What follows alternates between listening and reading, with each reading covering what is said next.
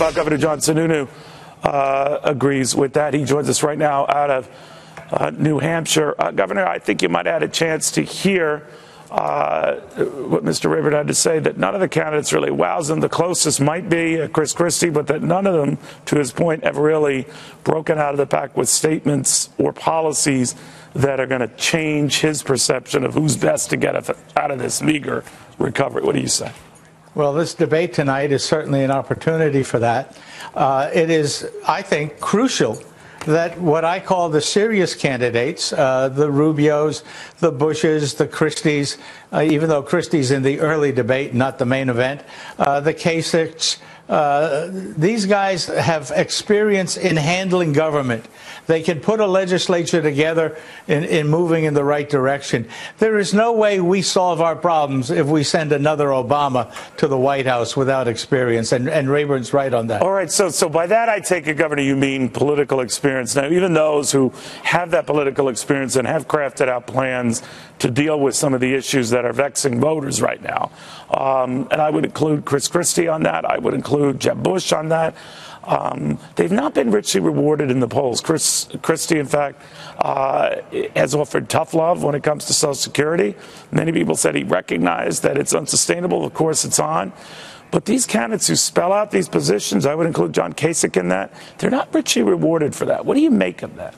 Yeah, that's the problem we have. We have an electorate that is falling for the Don Rickles approach to politics and is falling in love with dumb style instead of significant policy.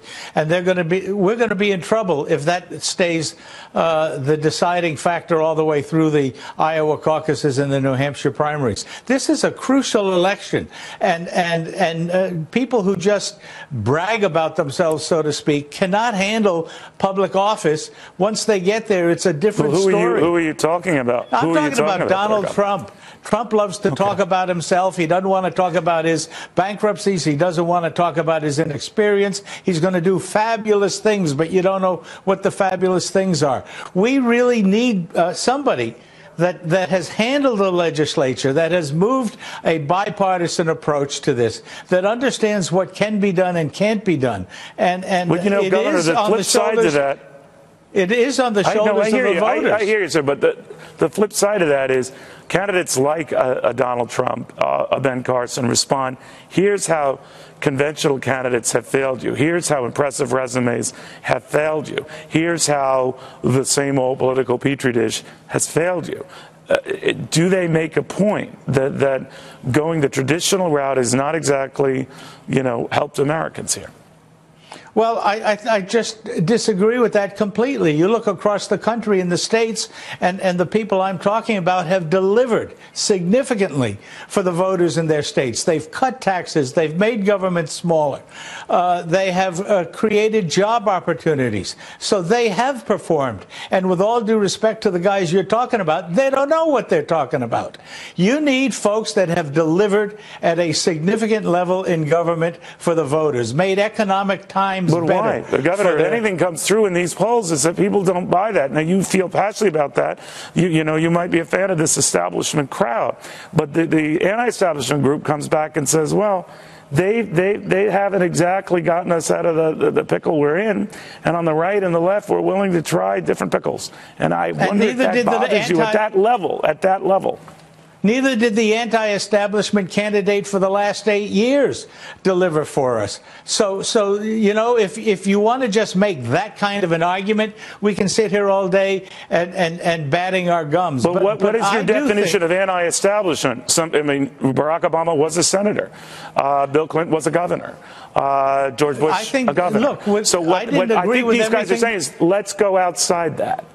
Well, I think George W. Bush delivered for the country. I think Bill Clinton delivered for the country. I think George H.W. Bush delivered for the country. I think Reagan delivered for the country.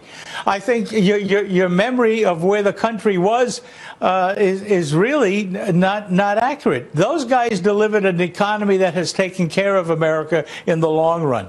What I am afraid of is we are so fragile right now, and the fragile nature of the economy, I think, is reflected in the reaction you're seeing in the market nowadays, where every time somebody talks about raising interest rates, it is a fragile market and a fragile economy. And the last thing in the world we can have is somebody that doesn't understand how to deal with legislation to cut the budget, doesn't understand how to get bipartisan support on foreign policy, and doesn't know how to deal diplomatically with leaders around the world. It will be a disaster if we don't get somebody that knows how to do that. I'd be remiss if I weren't mentioning this John Meacham book, in which George Bush Sr. opens up about how he felt about Dick Cheney, Donald Rumsfeld, but more importantly, the comments he made about George W. Bush's use of the axis of evil, saying that kind of rhetoric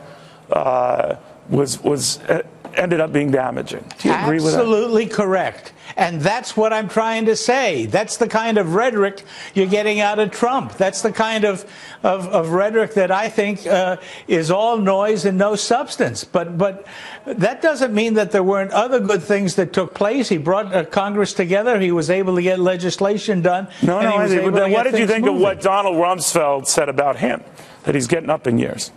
Look, I'm not here to defend George H.W. Bush's comments on Rumsfeld or Cheney. That's not what's going to move the country now. You guys have a debate tonight, and I do hope that you start asking questions on things like tariffs, that you ask questions on what they're going to do to cut spending, if you start asking questions on how they're going to excite the economy.